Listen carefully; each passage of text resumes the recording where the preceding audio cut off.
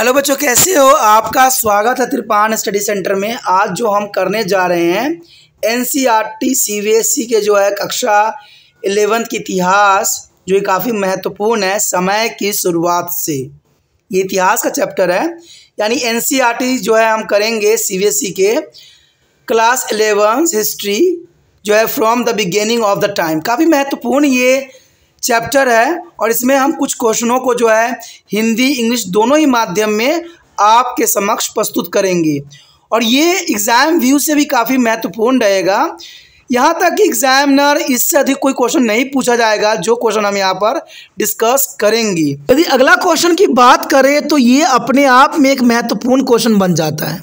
देखिए, कोई भी अगर जीवन की उत्पत्ति के बारे में हम पढ़ते हैं, उनके खाने पीने की बात करते हैं, शिकार करने की बात करते हैं, और इवन कि हम उसके औजारों के बारे में बात करते हैं, तो ये सारे कुछ जो होता है एक ही चीज़ पे आश्रित रहती है, वो है निवास, आवास।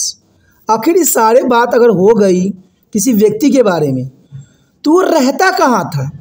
ये काफ़ी महत्वपूर्ण क्वेश्चन है और ये काफ़ी ज़रूरी भी है, क्योंकि जब हम चैप्टर के सारांश को समझना चाहते हैं क्वेश्चन के अंतर्गत, तो इस क्वेश्चन को अगर हम छोड़ते हैं तो ये बहुत ही बड़ा नाइंसाफ़ी रहेगा।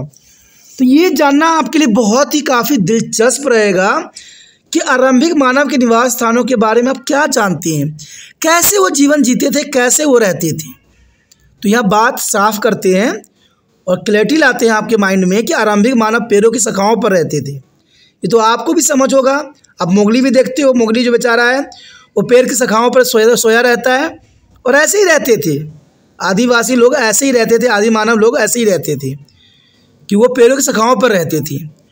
और 4000 से लेके 4 लाख से लेके 1,25,000 साल पहले के बीच मनुष्य गुफाओं और खुले स्थानों में रहते थे, क्योंकि जनरल सी बात है ये गुफाएं इनके लिए जो है आश्रय देती थी और काफ़ी महत्वपूर्ण था।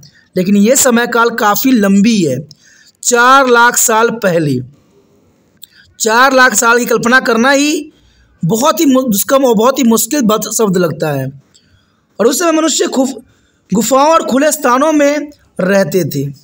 गुफाओं में रहने का सबसे पहला लक्ष्य हमें जो साक्ष्य मिली है हमें, वो दक्षिणी अफ्रीका के लाज़रेट गुफा में मिली है।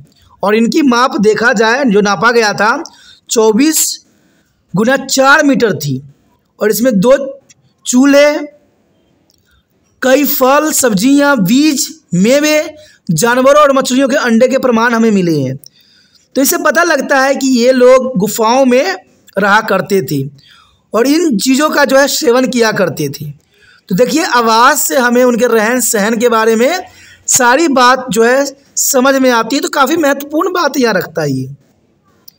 तो आप समझ गए होंगे कि इसके रहन सहन के बारे में हमें दक्षिणी फ्रांस की लाज़रेट गुफा से मिली है और ये काफ़ी महत्वपूर्ण साक्ष्य है। गुफाओं में रहना उनके लिए फ़ायदेमंद साबित हुआ, क्योंकि अब वो खुद को जंगली जानवरों के खतरों से बचा सकते थे गुफा में रह के। और गुफाओं में रहने से वो भीषण जलधारा और ठंड से प्राकृतिक आश्रय मिलता था, क्योंकि आपको पता ही है कि जो कैव होते हैं यानी गुफाएं होते हैं, वो काफ़ी महत्वपूर्ण होता है। और इसमें जो है हमें कई तरह के जो है प्राकृतिक आपदाओं से हम बच जाते हैं। इवन कि जो बाहरी जानवर होते हैं उनसे भी बचना काफ़ी महत्वपूर्ण रहता है। इसलिए आरंभिक मानव भी गुफाओं का जो है उपयोग भली भांति करते थे। शुरुआती दौर में देखा जाए तो पेड़ को शाखाओं पर रहते थे, लेकिन बाद में उनको समझ में आई गुफाओं का उन्होंने अनुसरण किया, और इसका प्रमाण भी हमें लाज़रेट गुफा से मिली है, जो कि दक्षिणी फ्रांस में है। और ये काफ़ी यूपीएससी के और कई महत्वपूर्ण एग्जामों के लिए महत्वपूर्ण क्वेश्चन भी बन जाता है। आरंभिक मानव ने लगभग देखा जाए तो कहते हैं 1,25,000 वर्ष पहले झोपड़ियों में रहना स्टार्ट किया। यानी देखा जाए तो 4 लाख वर्ष पूर्व जो है गुफाओं का उन्होंने अनुसरण किया, और उससे पीछे देखें तो वो पेड़ के शाखाओं पर रहते थे। लेकिन जब धीरे धीरे देखा जाए तो उनको समझ आई, तो उन्होंने जो झोपड़ी में रहना शुरू कर दिया और निवास करना शुरू किया। और यह आरंभिक मानव की प्रगति की यात्रा में एक महत्वपूर्ण कदम साबित हुआ, क्योंकि उनको समझ में आई कि जीवन को और भी जो है बेहतर बनाई जा सकती है। क्योंकि जैसे जैसे उनको समझ में आई, जैसे जैसे उनको सोच विचार आई, वैसे वैसे उन्होंने जो है प्रगति करना शुरू कर दिया। आरंभिक मनुष्य द्वारा निर्मित झोपड़ी का सबसे महत्वपूर्ण साक्ष्य में दक्षिण फ्रांस के टेरा अमाटा में मिलता है और ये छप्पर से बना था और इसके छत लकड़ी से बनी थी। टेरा अमाटा में झोपड़ी का निर्माण फर्श और पत्थरों के टुकड़े बिखरे हुए हैं। तो कहते हैं ये सारे प्रमाण इस बात को साबित करता है कि आरंभिक मनुष्य जो है धीरे धीरे प्रोग्रेस किए और काफ़ी महत्वपूर्ण ये प्रोग्रेस थी। क्योंकि जब उन्होंने झोपड़ियों में रहना सीख लिया तो एक जगह रहना उनका स्वाभाविक लक्षण बन गई, और जब एक जगह उन्होंने रहना सीख लिया तो उन्होंने कृषि करने पर भी अपना जो है मन लगाया। तो इस तरह जो देखा जाए तो इनका निवास जो है काफ़ी दिलचस्प स्टेज से गुजरा और अंत में आपने देखा कि आज इंसान जो है बड़े बड़े बिल्डिंगों को बना रहा है और बड़े बड़े फ्लैटों में आज रह रहा है।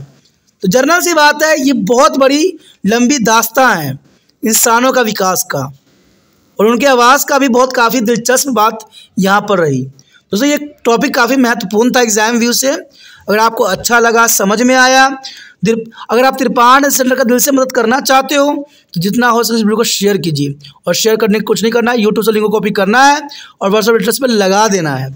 और पहली बार वीडियो देख रहे हो, पहली बार मेरे चैनल पे आए हो, जनरल सी बात है, चैनल को सब्सक्राइब कर लीजिए।